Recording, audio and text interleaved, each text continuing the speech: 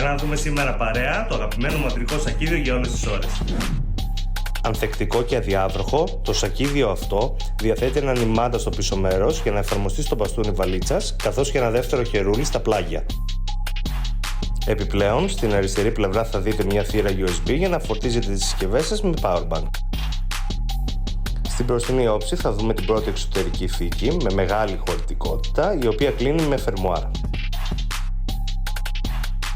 Επιπλέον, μπροστά έχει μια ακόμα εξωτερική θήκη, ακόμα μεγαλύτερης χωρητικότητας, που έχει και μικρά τσεπάκια για στυλό και διάφορα άλλα πράγματα. Ο πρώτος από τους δύο κεντρικούς χώρους είναι ο πιο ευρύς και διαθέτει μια τσέπη η οποία κλείνει με φερμουάρ, καθώς και τη θύρα USB για το powerbank. Στη συνέχεια συναντάμε το δεύτερο κεντρικό χώρο με ειδική θήκη για λάπτοπ.